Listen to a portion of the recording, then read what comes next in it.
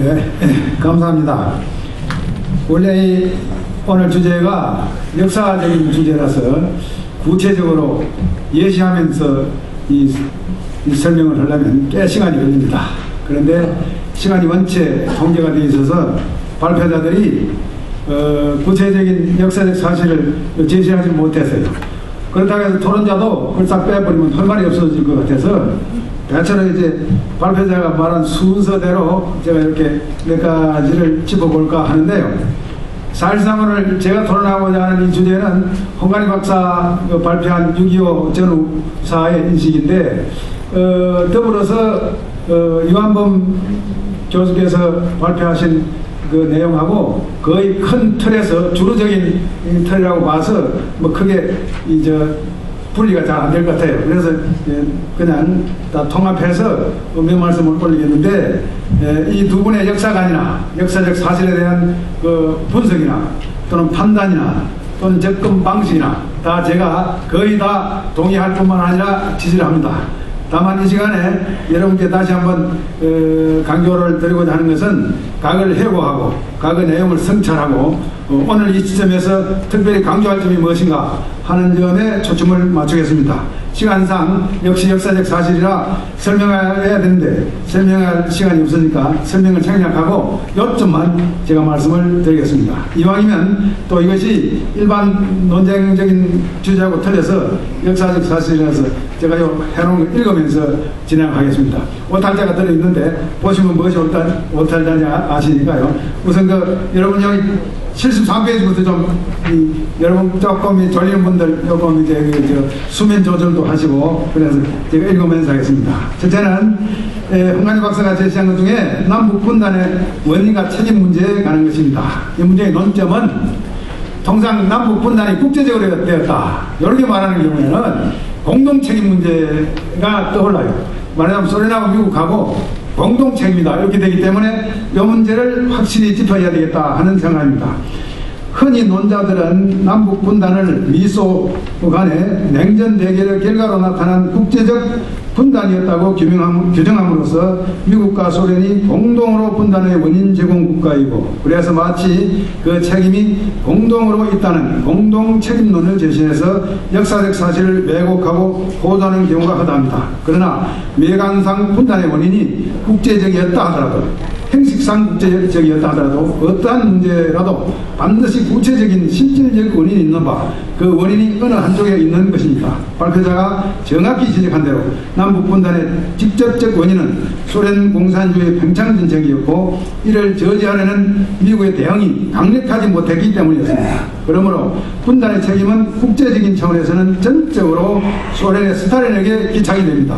이는 곧 스탈린이 전 한반도의 친소 공산주의 정권을 수립하고자 했기 때문이었던 것입니다. 이것은 존 루이스라는 사람이 강력하게 제시하고 있는 내용이기도 합니다. 소련의 실질적인 의도는 1946년 초에 미소 공동위원회 회의에서 소련 측 대표에 의해서도 그대로 나타났습니다. 소련은 당시에 신탁 통치안에 반대하는 남한 내 모든 정당과 정치사회단체의 참석을 거부하면서 한반도에 신소 정부를 수립하는 것이 그들의 궁극적인 목표라고 공식 천명한 바가 있습니다. 이로 인해서 미소 공동위원회는 중단이 되었고 또 처음부터 이 회의를 중단하고자 한 것이 소련의 청약이었던 것입니다. 그리고 즉시 소련 측은 38선을 폐쇄했던 것입니다. 당초 소련은 일본을 분점하고자 했으나 이를 도저히 이룰 수 없었기 때문에 한반도 전체를 점령하고자 했고 그것도 잘 안되니까 미국이 강력히 반대해서 잘 안되니까 38선 이북이라도 공산화하고자 했던 것입니다. 두 번째는 그러면 이승만 대통령이 자기의 정권 장악을 위해서 단독 정부를 수립하고자 했느냐. 좌파 사람들은 정업 발언을 예를 듭니다. 1946년 6월이죠. 거의 오랜 세계 정세 관찰과 현실 인식에서 나온 정확하고도 시적절한 마지막 불가피한 선택이었던 것입니다. 이는 이미 북쪽의 공산주의 소비에트 건설에 착수해온 소련의 포기하지 아니할 의도를 간파한 그가 택할 수 있었던 마지막 선택이었던 것입니다.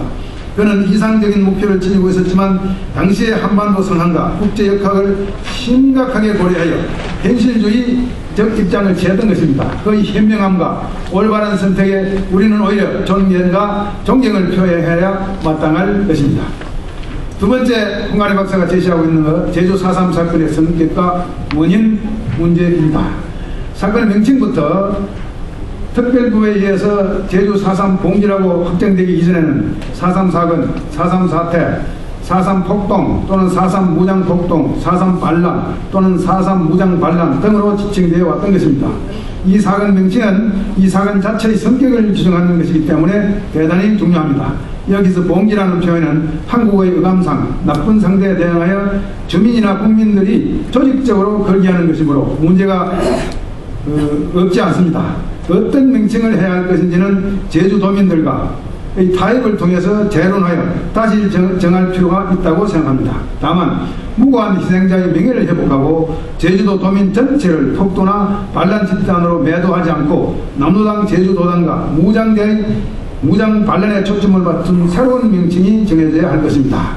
저 같은 사람은 제주 4.3 제주 남로당 무장 반란 또는 무장 투쟁 이렇게 해야 된다고 계속 주장해 왔습니다만 그렇게 되지 못했습니다. 그러면 4.3 사건의 원인이 무엇인가? 특별법위원회는 4.3 사건의 원인은 47년 3.1절 기념행사 당시에 길거리의 시민들의 평화적 모임, 시위 행진이죠. 평화적 모임에서 기마경찰의 말이 어린애를 차게 되어서 시민들이 항의하자 경찰이 발표해서 6명이 사살당한 사건으로부터 찾고 있습니다. 그러나 이 사건은 대단히 우연적인 것이었기 때문에 설령 그것이 사실이었다 하더라도 직접적으로 경찰과 당사자들 간에 해결할 수 있는 문제였던 것입니다. 반드시 1년 후에 4.3 사건과 직접적으로 연결되는 것은 아니었던 것입니다. 실제 4.3 사건의 원인은 남로당의 계획적인 3.1운동 기념식을 계기로 해서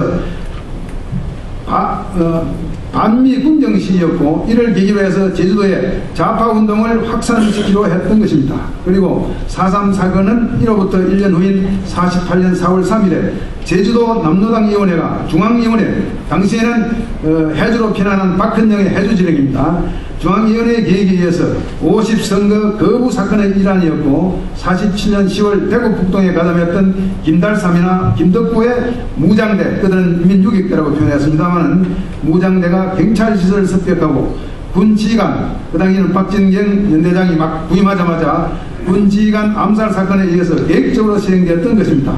46년 중반부터 박헌영의 남로당은 반미군정 반대와 반우익 노선을 강화하여 소요와 폭동과 테러 행위를 본격화해 갔던 것입니다.